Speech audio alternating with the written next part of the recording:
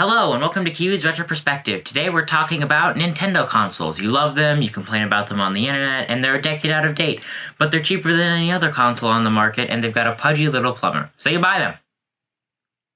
Even with their downsides, Nintendo consoles are the part of many childhoods and adulthoods, as well as the root of some people's money problems. But nevertheless, they are influential to many people, and it all started with a VCR, a revolutionary machine. The N.E.S. was released around 1985 in North America. It's widely debated, and there's no definitive source, though.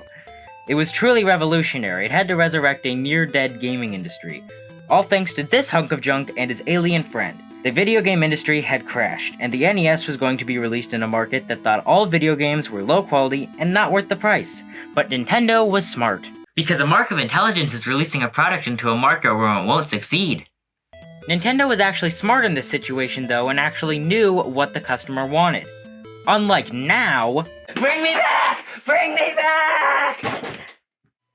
Because of the video game crash of 1983 and Nintendo actually wanting to make money, they marketed the NES as a toy, even originally packaging it with things like Rob the Robot, which I don't have, and Gyromite and a separate Duck Hunt cartridge, which I also don't have because I don't have Rob the Robot, as well as in later pack-ins a Super Mario Bros. And Duck Hunt combo cartridge, which I do have, and a Zapper light gun for Duck Hunt, which I also have. It came with 2 controllers, but thankfully Nintendo still does that.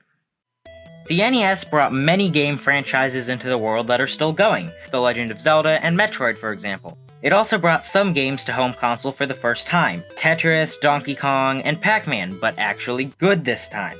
What could follow up the gaming masterpiece that was the Nintendo Entertainment System? Well, the Super Nintendo Entertainment System, of course. The best name ever! Released in 1991, the SNES was a 16-bit powerhouse of gaming. In terms of graphical power, physically it was weak. The corners of mine got damaged on the ride home from the store. Also like mine, many early Super Nintendos turned yellow over time because of the flame-retardant chemical used in original models. This issue can be fixed though with the process called retrobrighting. I just haven't seen it necessary to spend the money on it yet, but I do plan to someday. Because this is just kind of ugly. The SNES was the new 16-bit console, more powerful, better graphics. Except the amount of bits a console has is actually just a buzzword. Yes, bits is just a buzzword. The Atari 2600 is weak, and the NES has so much more power, right? Well, they're both 8-bit consoles. Well, it's not advertised, we've probably leaped way forward in bits since the N64, right? Nope, the N64 and Switch are both 64 bits. Even the PlayStation 5 is 64 bits. Look at the difference with the same amount of bits. Bits just refers to the CPU, not the graphical capabilities. But anyways, back on track. The SNES was a masterpiece, expanding franchises even further. The Legend of Zelda: A Link to the Past was released on the console. Metroid got upgraded with the new game Super Metroid, and Super Mario's latest game was Super Mario World, now a pack-in game, which honestly is freaking awesome. Imagine if Super Mario Odyssey was packed in with the Nintendo Switch. And I'm not talking about one of those third-party bundles where they put in a geometry compass, or one of the later bundles at Target and Walmart. I mean, with the console standard. How cool would that be? But the Super Nintendo also brought new series to life. The Yoshi series was started with the prequel to Mario World, Super Mario World 2 Yoshi's Island. And this was the console where the first Mario Kart game was released, Super Mario Kart. But best of all, the first F-Zero game was released on this console. Fans have been clamoring to get a new game in the series. The last game released worldwide was F-Zero GP Legend on the Game Boy Advance.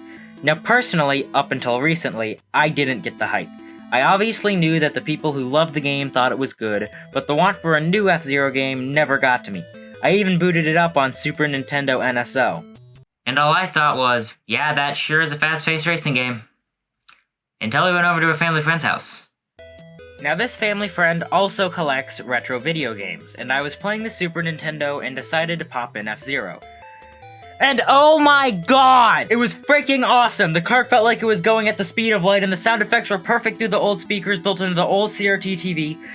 That is when I found out, at least in my opinion, to fully love F-Zero, you've got to play on the original SNES. The game was built for a CRT monitor and old CRT TV speakers. The Nintendo Switch Online app with a CRT filter on will not do. The game was truly built for the technology of the time. And now I'm one of the crazy people screaming at Nintendo for a new game. We want a new F-Zero game! No! Screw you! The N64 was Nintendo's next home console. It was codenamed Project Reality, and it was slated to be named Nintendo Ultra 64, but they shortened it, and with good reason. It was released in 1996, 2 years after PlayStation, meaning they had let their new competitor take over the market. And welcome back to Nintendo Makes Good Choices! The N64 had a controller that was an overall weird choice. Nintendo reverted from 4 action buttons back to 2, they had 1 trigger on the middle prong, and what would later become the camera thumbstick is camera buttons. And at this point, Nintendo console sales were going down. The NES sold 61.92 million units, the SNES sold 49.10 million, and the N64 sold 32.93. Nintendo knew the N64 wasn't making a huge impact. Only 393 games were released worldwide, which is a small amount for consoles. I'm not gonna call the N64 a failure, but with relatively low sales, Nintendo was left with no choice but to make another console. The GameCube was released in 2001, and it wasn't even an actual cube. Liars! Now this console sold even worse, with only 21.74 million units to its name. This does make sense though. Imagine you're in the market for a new game console and you're indifferent to what brand it is. You look at the box of the GameCube and PS2. You notice that the GameCube can't play N64 games, can't play DVDs, and can't even play CDs. Then you read the box of the PS2, and it plays CDs, DVDs, PS1 games, and you've heard that the third-party support is way better than the GameCube's. There is an obvious choice here. This thought process is one a lot of people had. If you were indifferent or a PlayStation fan, you most likely got the PS2. If you were a diehard Nintendo fan, you got the GameCube. If you were a Sega fan, you were thrown into a padded cell. And some people wanted the hot new Xbox. It still sold better than the Xbox and Dreamcast, but with the PS2's nearly 200 million units being sold, that's not a big brag. And at this point, you would think Nintendo would turn third-party, like Sega did less than a couple years into the generation. But nope, they made another console. They won't stop! Now judging by previous trends, it was safe to predict the Wii, released in 2006, might not sell well. Except it became the best-selling Nintendo console of all time, only recently being topped by the Nintendo Switch. And it's obvious why this thing sold so well. If you were a Nintendo fan, this was a guaranteed buy. If you were a young kid, your parents probably got you this one because it was a nice and family-friendly console. And if you were a casual gamer, or were never a gamer to begin with, the Wii was perfect for you. See, your grandma can understand this. This is one of the things they tell you to stay away from in church. Looking at the success of the Wii, it only made sense to make a sequel console, the Wii U. And it was an utter failure. Now with only 13.56 million units sold, it's one of Nintendo's biggest failures outside of the Virtual Boy, but that's for another time. Released in 2012, the Wii U did not do so hot. Many people thought the Wii U was an add-on or accessory for the Wii. This could have been avoided by calling it the Wii 2 or some other name, but Nintendo doesn't seem to want to tell anybody why they named the console the Wii U. The best explanation I could find was on a site called Nintendo Life, which seems to be like Reddit but solely for Nintendo. This post is from 2013 by a guy named Mr. Walkie-Talkie, and says, quote, Wii U is supposed to be a console for everyone, from your family and friends playing games together as we, or for you, the gamer who wants to play by yourself. Because Wii U is supposed to focus on both the casual and hardcore gamers, that's why Nintendo is trying to get a wide range of different games for everyone's taste, from Wii Party U and Wii Fit U to games like Assassin's Creed and Bayonetta. Which makes sense, especially with Nintendo's general thought process. But while the console failed, most if not all of its good games have been ported to the Nintendo Switch. Now I love collecting consoles, whether they be retro or relatively modern, but the Wii U is the only console that I'm probably never gonna get. I just don't see a need for it.